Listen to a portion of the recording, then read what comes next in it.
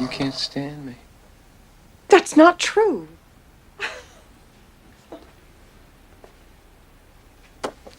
Why don't you let me fix you some of this new mococo drink? All natural cocoa beans from the upper slopes of Mountain Nicaragua, no artificial sweeteners. What the hell are you talking about?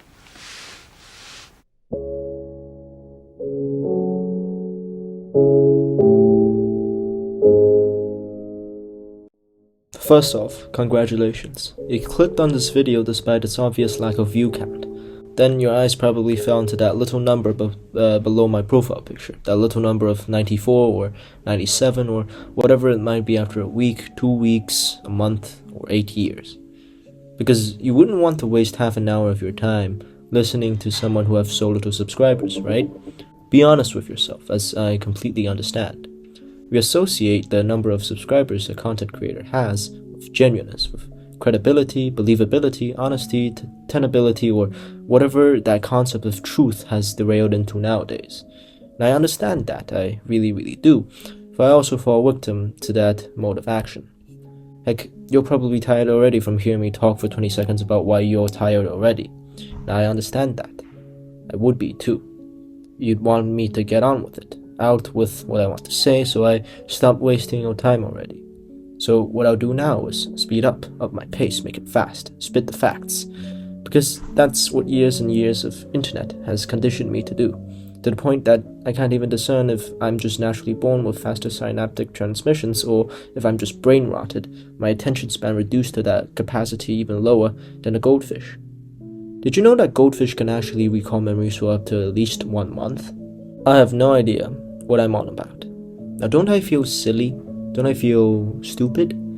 If you don't know, I just used one of Sam Hyde's quotes in an interview with his viewers. It's become quite the popular template for online shitposting nowadays. And I like to use it, I really do. That, along with other references on internet culture, is the overcoat of my speech. It's so heavily ingrained into me that I find it hard to recognize it's even there sometimes. And that's the problem. I don't know who I am without these externally imposed tropes anymore. I don't exactly know what I am without them.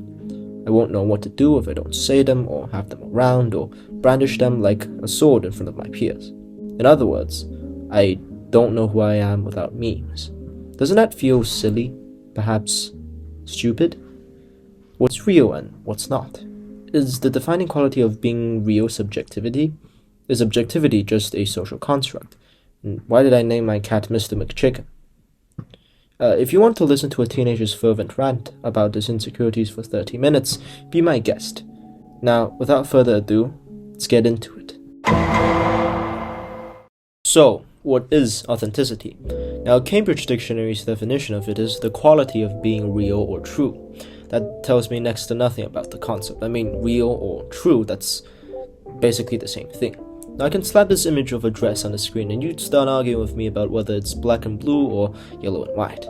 Yeah, I could start going on about color theory and all that, but face it, there's little chance a person who viewed it as blue and black would view it as yellow and white again.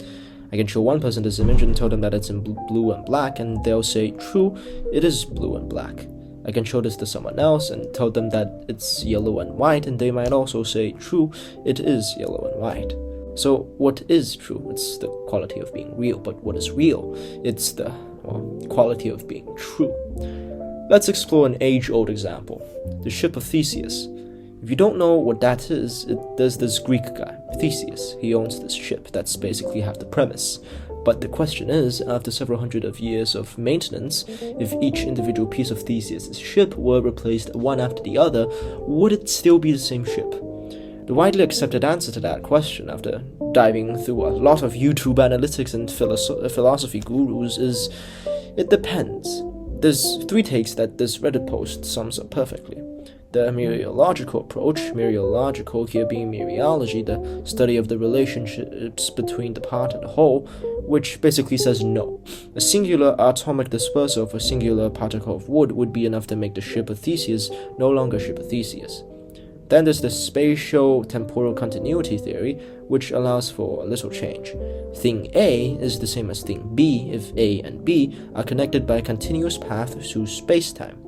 So in this case, you can say that the Ship of Theseus is still the Ship of Theseus as long as there's things, not necessarily people, that remember it. And in this day and age, with internet archives, that means, well, eternally, or whenever the sun decides to implode on us, I guess. Then there's the theory regarding purpose.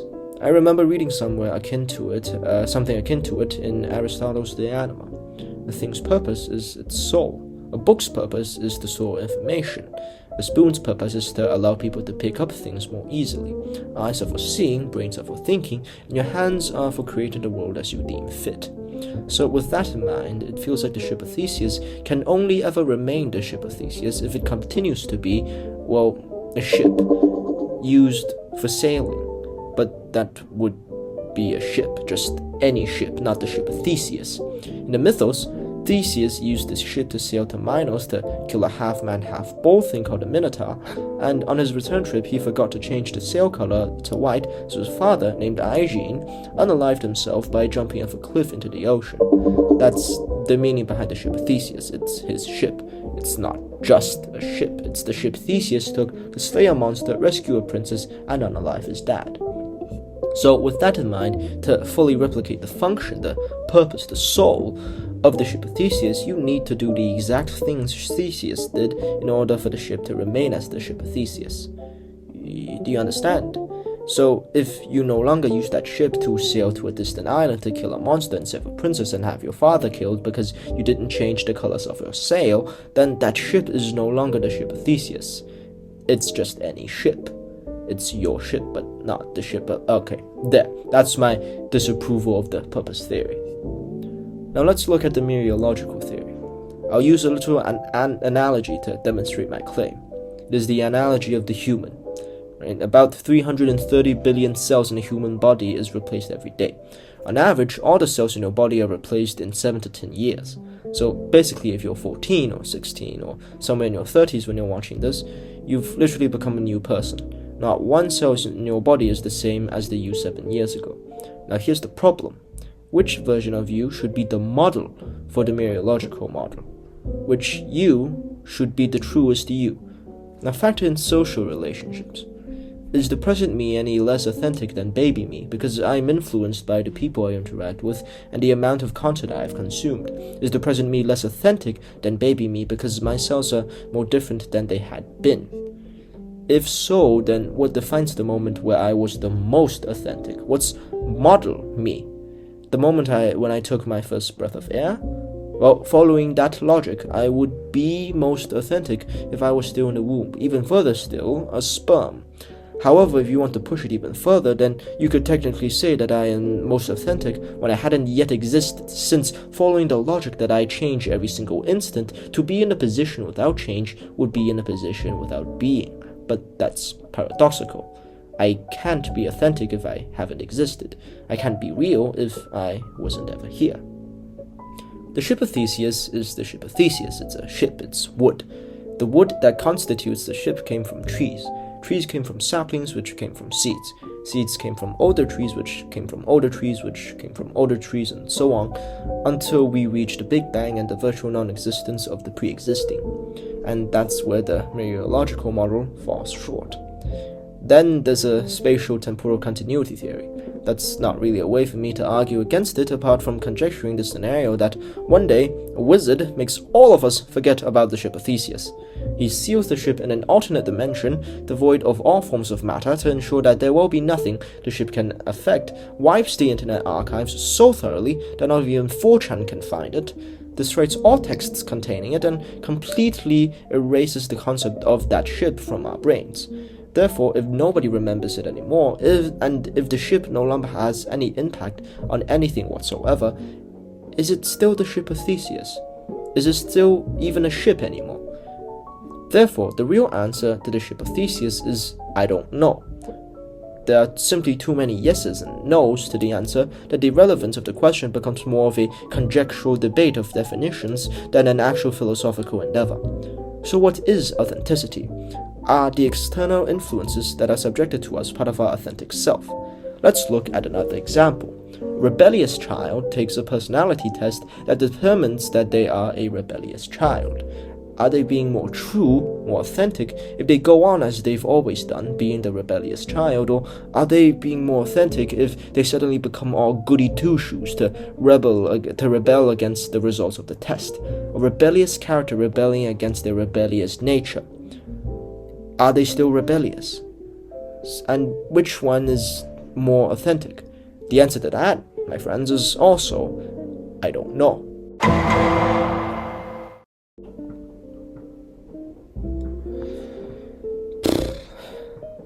Let's go over what I know for certain about myself. I exist because I am capable of thought and incapable of thinking otherwise. I am biologically male. I've lived approximately 1/5 of my entire lifespan according to the world's average life expectancy survey. I am capable of expression. There are people who I am physically attracted to, and people who I am emotionally attracted to, and a few individuals who I am both physically and emotionally attached to. I am capable of thought. Now we go on to the more shaky bits of me. I'm Louis. My name is Louis. Louis. But that is not my name. That is my English name, a name I chose for myself after listening to an audiobook of E.B. White's The Trumpet of the Swan. I had another English name before this, and it's Huhu, transliterated from my Chinese pet name, Huhu, which means tiger. I don't feel like a tiger, though, but that's a discussion for later. Louis is not my name, neither is Huhu. I have a Chinese name. It is the one imprinted on my passport and identity card. But I don't feel like my Chinese name is my name, either.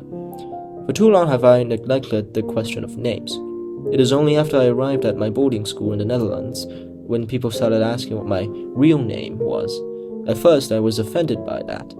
For too long have I called myself Louis and addressed myself as Louis when speaking absent-mindedly to myself in my head.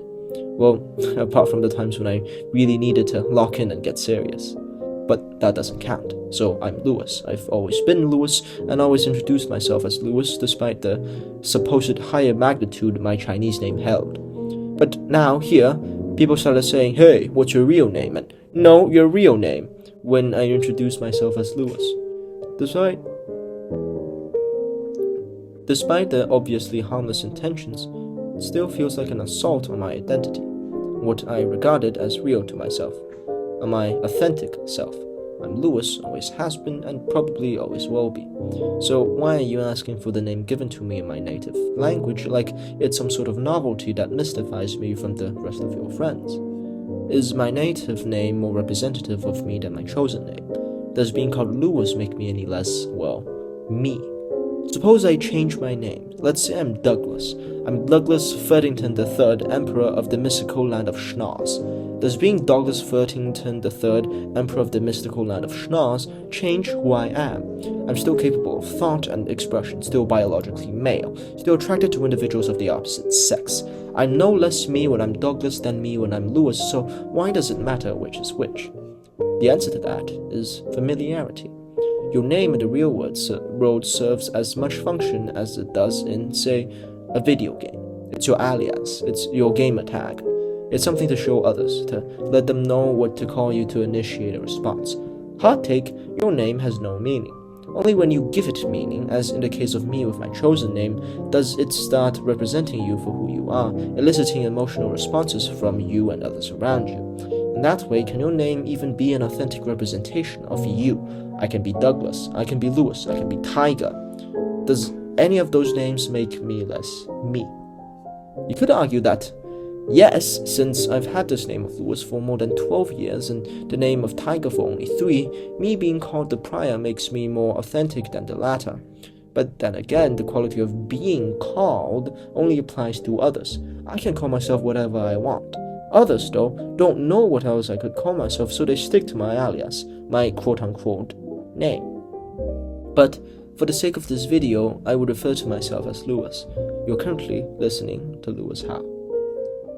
Now let's go to heritage, and since we've already gone into the muddy region of names, accents.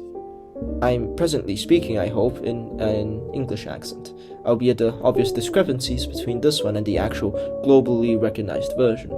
I also have an American accent, albeit the obvious discrepancies between it and the actual globally recognized version. However, I am neither English nor American. I am Chinese, and as it turns out, a Chinese accent sounds a bit like this.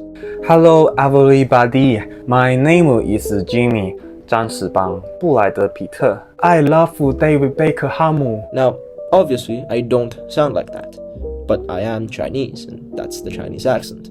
So, does a Chinese person speaking in anything other than a Chinese accent make them less authentic? Now, before going into the argument of language and accent being social constructs used to segregate people into different castes and hierarchies, let's talk a little more about it on questioning grounds. If you, I hope, answered no to that previous question, it indirectly raises the question of what is an authentic accent? What does an authentic Chinese accent sound like? Is it a Chinese accent because I, a Chinese person, speak it, or am I a Chinese person because I have a Chinese accent, and any discrepancies to that accent would be a breach of my authentic self, my quote-unquote better nature? Does the person come before the identifying terms, or do the identifying terms come before the person? And how can the identifying terms come before the person when there's possibly nothing to identify with? Am I an ENFP because I act like one, or am I an ENFP because that's what I've been told I am? The answer in that case should be blatantly obvious. I forgot to mention that I like to sporadically switch between accents. It's not really an intentional thing, it's more for convenience. I find it easier to enunciate words in an English accent than an American one. Can me doing this possibly offend those who grew up in countries where those accents account for the majority? It might be taken as a mockery on the way they speak, but then again, why should they care? If the action of one purposefully imitating another's accent diminishes the authenticity of the imitator, then why should the party being imitated be mad? Does that mean accents are part of the factors for authenticity? But I thought we just agreed that it isn't, from my personal example of the name example. Anyways, have you ever switched your personality after watching a movie? Maybe grow all cool and mysterious, to be like that one character you really liked? Is that authenticity? Are you being true to yourself? Now, you could answer no. You're not being authentic because you're not that character. You're not him. You're not that guy. That brief period in which your personality switches is false, a lie, something that does not represent you. Or you can answer yes, that you're indeed being authentic because imitating characters you really like is part of who you are. You can call yourself someone who likes to act in the likeness of others. It's fun and you enjoy it, and it's ingrained into you like memes is ingrained into me. And doing so makes you feel genuine and real and authentically you. So is it really authentic? Or is it really not authentic? Can you really call yourself that? Fish! Time for something none of y'all still watching would have been waiting for. Intrusive thoughts.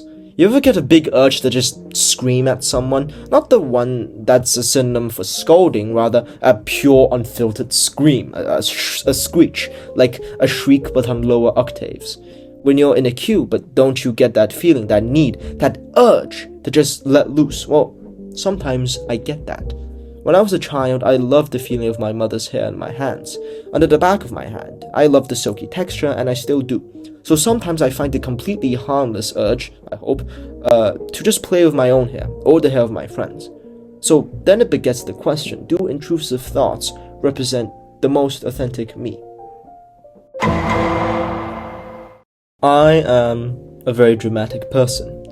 You would see that from the get-go. My voice, my intonation, my body language, everything. I am a very dramatic person. I just said that again. So what happens if I stop being dramatic?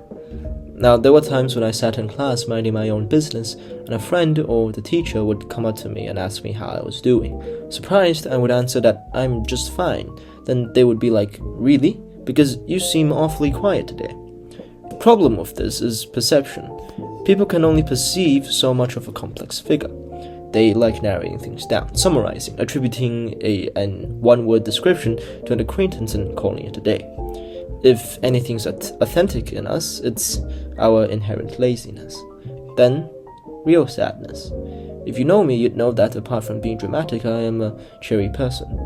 In one of the lines I used to describe this character's self-insert of a new story I'm working on, I wrote, I was the boy with the golden grin, the happy-go-lucky people-pleaser who'd snatch that cup of half-filled water and down it in one go. Note the use of past tense in that line. If you knew me for long enough, you'd know that I'm far from that depiction, though I still like to envision myself with a golden grin. In truth, I am more akin to a silly, sarcastic, melodramatic guy who feels a constant, dreadful need for attention. I recently did a self-portrait of myself. Wait, that's the same thing. Anyways, that's me. My face is melting off. My stream of consciousness and enthusiasm is escaping from the emptiness in my head. That's me, that's Lewis. But the me you'll see the most will be the happy-go-lucky sunshine boy, since that's what I unconsciously show you. Though incredibly unscientific, I call this phenomena a dopamine deficit. I use all my dopamine on being a happy, goofy boy in front of you, that by the time I return home alone, I sink into this depression from a lack of dopamine. Everything sucks, and I get into a state of fatalistic nihilism. No more of that happy, fun absurdism for this guy. I don't think I have mania or hypomania, but in some cases, I can relate. So, which one's the real me? The happy me? The sad me? Because others only see the happy side of me. They get really surprised when I tell them about my lesser-known side, and that really made me doubt the authenticity of my happy side. I know it's all just chemicals, but then again, is anything any more authentic when reduced to their rudimentary compositions? Is authenticity what you like to think you are, or who others think you are? Is it subjective or objective? Or is there a scale, a model, a mathematical equation to measure the elusive thing? Last month, I visited my friend in Frankfurt. We haven't seen each other in 7 years, and one of the first things she said to me was, "God, aren't you pretentious?" To be quite frank, I was, flabbergasted. I didn't know how to respond, as I thought what I was doing was completely normal. I looked at her when she talked, thought hard on her words, internalized everything she said, and gave her carefully constructed answers that I feel express how I really felt. Yet she deemed it pretentious. In many places, pretentiousness is the polar opposite of authenticity, the thing I was actually trying to achieve. So why was her perception of me so different than mine? Was it because we haven't seen each other in 7 years, and the story she held of me was out of tune with the present me? Is a Ship of Theseus different than my Ship of Theseus? Then, as we conversed further, I began to relax. My goofy side still took hold at some point, and I became a different person. I believe both personas are, in this case, authentic. They say that each person holds a different story, a different perception of you. But what if they don't? What if they didn't? What if every single person you meet and every single person that you don't meet all agree that you are X, but in fact you believe that you are Y? In that case, are you really Y? Now, let's say the subject of belief is not you, it's an object. Every single objectively subjective person has agreed from the bottom of their heart and own free will that a specific object is X. However, from the bottom of your heart and own free will, you have determined that that object is Y. Is your opinion any less authentic than theirs? Now here comes the dilemma of authenticity. Let's look at this. This is a painting of a pipe by surrealist painter René Magritte called This Is Not a Pipe. Now it's called This Is Not a Pipe because it is a painting, not a pipe. It's a painting of a pipe, not an actual pipe. Now, what if you point at a portrait of the pipe and say, that is a pipe? You could get rebuked by people saying that it cannot be stuffed, therefore it does not fulfill the functions of a pipe, which means it's not a pipe. In this case, it will be a pipe for smoking. It functions as a container for burning tobacco. It can be stuffed and lit and be used for personal pleasures. Now then, suppose you take a, say, metal pipe. Fill one end of it with tobacco, light it, and take a long drag from the other end. Now, is that a pipe? If this analogy extends further, then aren't cigarettes also pipes? Heck, their cylindrical shapes make them more pipe than pipes. If you didn't get this analogy, what I basically meant was that the quality of an object's authenticity is largely subjective and muddied when put through a collective lens, a collective situation. If not, this brings one to the question if anything's ever authentic. If I truly believe I could fly, why can't I fly? Is my belief any less authentic now that it has somehow been proven otherwise? Or let's say if I truly believed I can fly and I didn't, it still does not disprove the probability of flight.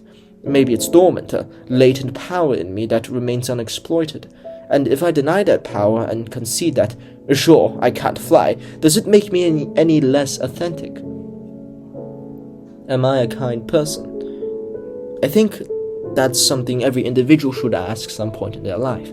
Am I a kind person, or am I really just nice? Do I hold the door open for people because I feel compelled to do so, or do I do it because it makes me seem like an amiable, chivalrous person? When I perform acts of kindness, are those actions only authentic when no one is there to see it? When I smile at people, is that smile real? There's a girl. Like everyone, I've had many crushes growing up, but she stuck with me. It stuck hard, and there wasn't a single day where her name doesn't appear at least once in my mind. Heck, she might even be watching this video right now if the 20 minutes of me yapping beforehand didn't bore her too much. I don't know. I think this dilemma started with her. But when I think about it, it was by no means a bad thing. It's a milestone in my conceptualization of myself. Now, what do I mean by that? It's weird. I'd like to think of myself as a pretty outgoing guy. I'm by no means a popular guy relative to some of my friends, but I'm decently magnetic enough. Or maybe I'm just a loud, attention-seeking poet aeternus. Who knows? Either way, I'm very adept at being a people-pleaser, as one of my main goals of talking to people were to make them laugh. I'm described as a clown by a lot of my acquaintances, which I don't really like. Jester is a more appropriate term, after all. But anyways, back to her. I lost that goal when I fell for her, and trust me, I fell hard. My roommates are probably ready to dismember me if they hear another mention of the name in front of them. And during the development of our relationship, I found that funny, goofy haha sense of sixth sense I've always had stopped working. And I realized that at some point I had started to want to show her more of myself by showing less of myself. There's this quote by Tyrion Lannister, a character in Papa Martin's A Song of Ice and Fire, and it goes like this: "Never forget what you are. The rest of the world will not. Wear it like armor. They can never be used to hurt you." I've made myself to be this clown, jester figure, this funny, goofy, people-pleasing guy, and I've more or less grown into it and made it my real self, my real, authentic self. I wear it like armor, and now that armor has molded into my skin, has suffocated me. But when I'm with her, that armor peels off, and I'm left vulnerable again, with an awkward part of myself that I neither like nor shunned. Maybe that's authenticity. What's worse, I don't know if I love her. I certainly like her, but love? What exactly is love? That's something for a whole nother video by itself. But seriously, what is it? If I say I loved her, yet I didn't exactly know what love meant, am I being authentic? Is my love authentic? Is whatever I feel for her authentically love? That's a big problem. Maybe I just wanted snuggles. Now, this is my YouTube channel. It's one of the two channels that I run, but this is the one where I'm putting in all the effort. But as it seems, that effort goes largely unrecognized. While I can change the subject of my channel to other, more popular subjects, like memes, video gaming, or funny edits, I didn't. It's a dilemma, for sure. I want to stay true to myself, and have the content I create be true to my vision. But that truth I have for myself isn't giving me any views. It isn't giving me fame, or popularity, nor recognition. And it kind of sucks, even when you know that it's probably the algorithm's fault. Or maybe especially because you know it's its fault. I make little videos about a fictional place that I've spent a lot of blood, sweat, and tears on. Turns out people doesn't want to be bothered too much by it. Still sucks knowing that your true self is so undervalued to the point that out of the billions of people who use YouTube, only your friends and a few others have actually seen your content. It makes you detest authenticity. It's a horrible feeling of depreciation that is nobody's fault.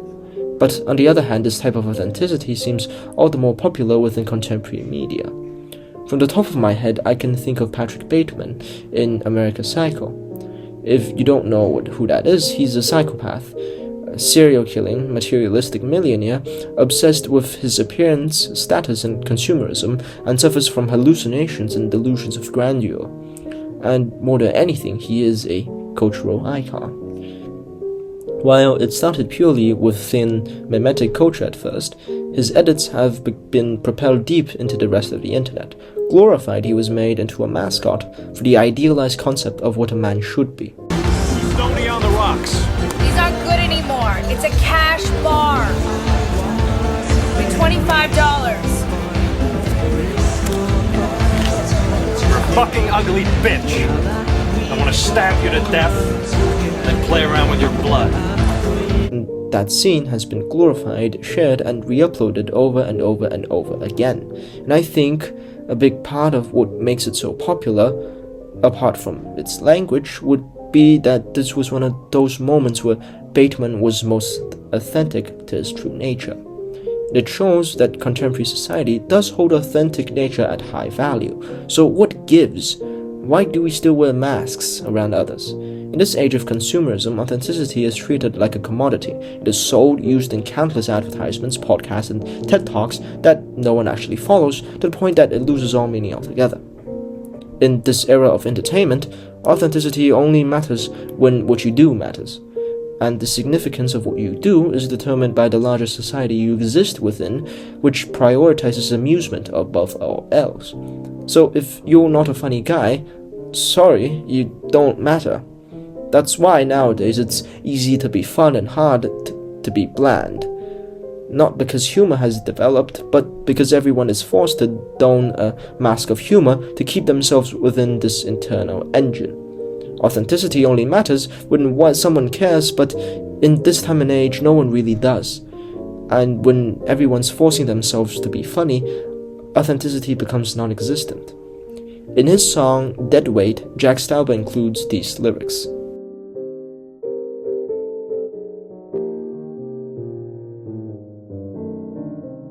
And a whole lot of dead weights. I don't know what it is about the song, but it struck a chord in me. To me, the expectations the lyrics talks about could be our perceptions of each other. We want to break free from the personas we make for ourselves, but we can't. We made those masks with materialistic desires in mind, and we got materialistic things. Now we're addicted to them, and it becomes too good to all let up. Because authenticity is just another thing to be measured, weighted, and priced. Now that you've heard all that, is authenticity really something worth seeking? Or rather, do you really want to forfeit all the prior connections you've built in search for something that not even you're sure if you'd like it or not? Now there's a saying that keeps getting thrown around. You don't owe anyone anything. Now personally, I don't like that sentiment. Of course I owe people things. I owe my parents for my life, their unconditional love, my upbringing, and the me now. I owe my friends for their support. And I owe future me for all the time I've wasted up until now. So what does it mean? I've come to know that saying is largely an advocation for staying true to yourself, despite what others think. However, how can I know if I'm really being true to myself? Now, if it makes me happy when I see others laugh at my jokes, even when they're cringe and half-assed, my jokes I mean, should I really stop telling those jokes?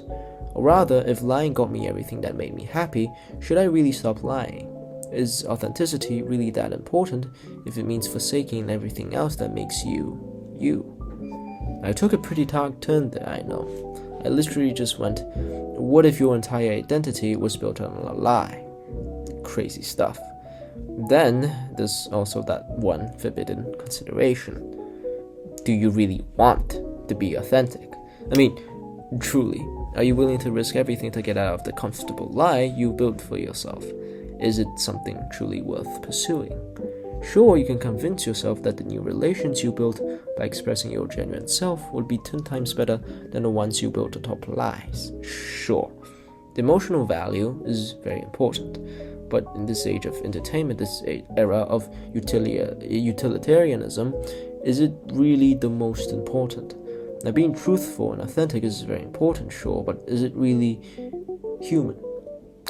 I would like to propose a theory.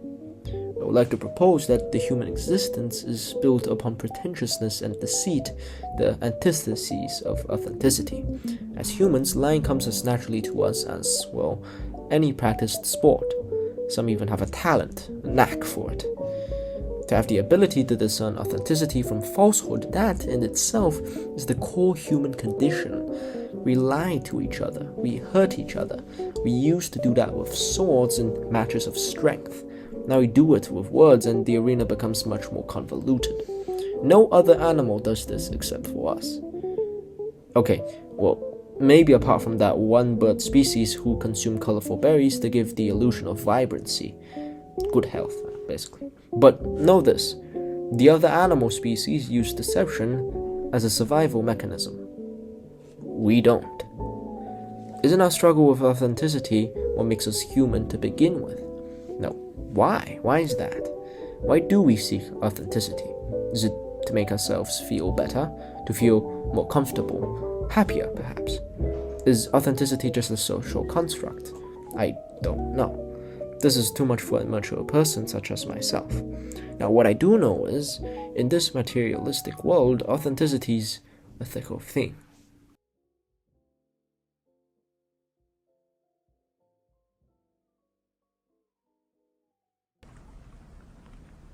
In case I don't see ya.